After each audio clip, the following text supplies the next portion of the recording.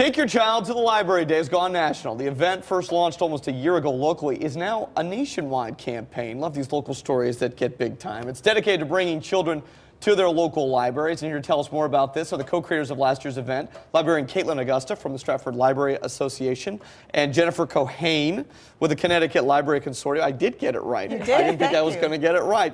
I guess, guys, let's start with this. Take Your Child to the Library Day. How did this idea start, and what made you want to start this idea in the first place? Well, it started in 2011 with retired librarian Nadine Littman. She read an article about Take Your Child to the Bookstore Day, and she decided there should be a Take Your Child to the Library Day. Right. So 2012 was our first event, and now we're in our second year, and we have 34 participating states and 4 countries. We picked up St. Thomas and the Virgin Islands last night. So you're gonna go there next year and do the event, Exactly. correct? How did you get the publicity for this, or how did you expand the program? I mean, 34 states. I mean, you're talking a year's time. That's amazing. Yeah, it's a great story. Caitlin and Nadine started as a grassroots effort and used social media and spread the word. Librarians love a good story. And then our organization, which is a library consortium, picked up this year to help them have more marketing effort and to take it more nationally by working with a library publishing company that's helping to get and make products that are available throughout the country. Well, let's talk about that marketing effort. Someone might say, of course, you know, libraries are important. Take my child to Library Day. On the surface, yeah, I mean, it seems pretty obvious. Why is it so important to take your child, or for that matter, maybe even take a fellow adult to the library? Yeah. Well, studies show that the first years of a child's life are the most crucial as far as brain development and literacy preparedness, and libraries offer programs and services that support a child's growth and development at every age. So it is very important to take your child to the library, both on February 2nd and every day. And every day, and every day. Yeah.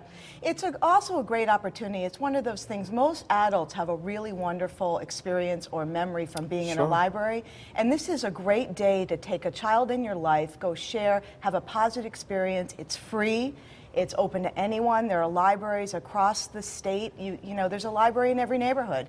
So And it's a great opportunity. We have some pictures, I believe, of the Stratford Library. Yes, there's some of our readers from last year. And you've got to get a lot from this, too. You get to see the joy that the kids are having. Being a parent myself, I have 2 children that love books, and so you've got to get that same kind of feeling to see when a child does become immersed in a book, knows that you're doing your job as well. Absolutely, and I actually brought some books for your boys. Wow, there's perks to this job. Let me tell you guys. Because I heard they're good readers, so we want to keep that up. Absolutely, don't let the pigeons stay up late and monkey play. Yeah, that goes on pretty much daily at my house. Now, what should people expect when they come to libraries when they do this today? Well, next Saturday, what they're going to expect is that every library will be doing something different, and that's what's fun about it. Nice. So you can find all kinds of things, from reading programs to entertainment. From Caitlin, pick up some of the other ones that you know are going on. Snakes, we're having snakes. I know the Ridgefield Library is having groundhogs because it's Groundhog Day on February 2nd. That's right. Yeah.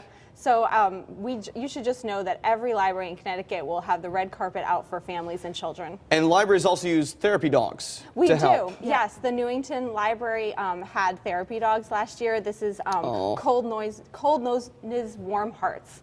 And they're beautiful, and children love to read with the dogs at the library. It helps them build their reading confidence. You know, and you mentioned this before, and it is. I was in a library a couple weeks ago just doing research for a story. I was looking for some old press clippings, but it is, you get that feeling, and it does go back to your childhood. The smell of the library, you walk in there is this wealth of knowledge. There's so much opportunity there, and I think, again, as you mentioned, it's important for kids to realize that, because we are becoming so dependent on this, but there is something about a library that is special, and kids need to realize that.